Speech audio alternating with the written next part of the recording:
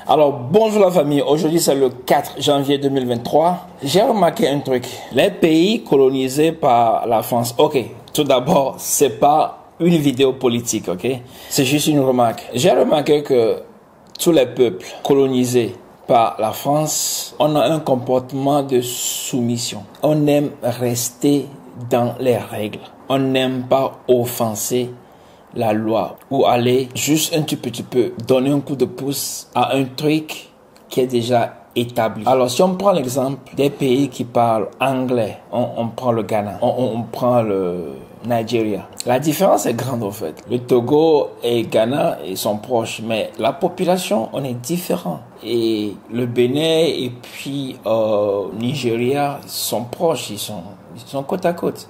Mais les deux peuples sont différents juste parce qu'on est colonisé par deux différents pays. Alors pourquoi je dis ça? Je prends mon exemple ici. Quand je suis arrivé, ça fait 10 ans que je suis là, ok?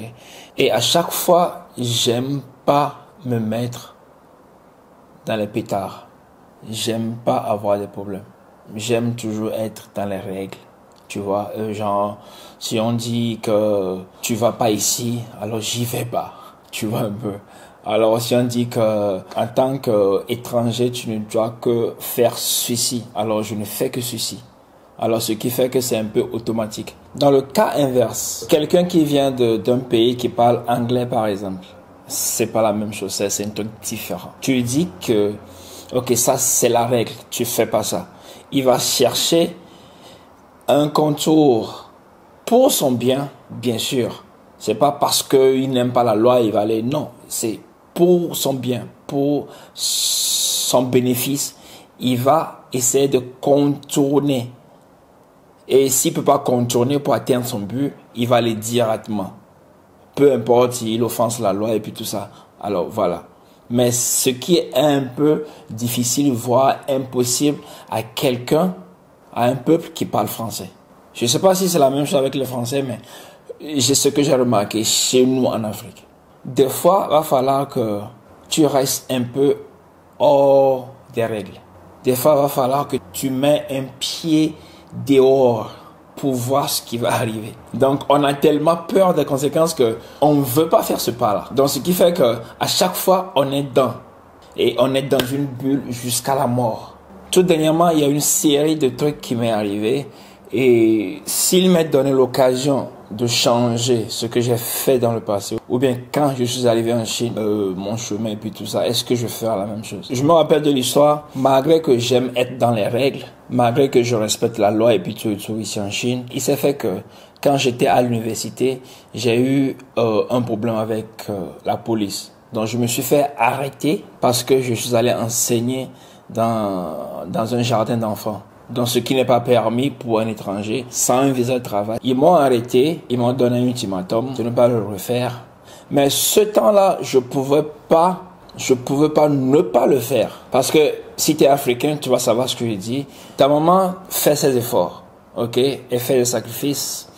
Elle va peut-être prêter de l'argent ou bien je sais pas comment elle fait pour avoir cet argent. Et puis t'envoie en Chine. Donc pour elle, si tu vas, alors tu auras l'occasion de bosser ici et là. Et puis voilà, pour subvenir à tes besoins, tout de moins. D'abord, elle est fauchée. Tu peux pas appeler la maison, genre, j'ai besoin d'argent et puis tout pour manger. Donc, le seul moyen que tu as, c'est d'aller bosser. C'était le seul moyen que j'avais. Et je suis allé bosser et puis voilà, on m'a pris. Si je le refais, on me rapatrie directement. Alors, dans ce cas, t'as pas d'argent pour manger. T'as rien pour manger. 2, il n'y a pas d'argent qui vient du pays. Si t'es dans ce cas, est-ce que tu vas risquer d'aller refaire encore ce boulot-là qui est fort probable qu'on t'arrête et qu'on te rapatrie? Ou bien tu restes sans manger, ce qui est impossible. Alors qu'est-ce que tu dois faire? Alors voilà pourquoi je comprends maintenant, ou bien j'essaie de comprendre, c'est pas une solution. Il y a une vague de Noirs qui sont arrivés en Chine, je sais pas quand, mais cette vague-là a laissé des traces pas bien du tout. Ce qui fait qu'il y a dans certaines villes, le racisme, je sais pas si c'est le racisme, je l'appelle le racisme ou bien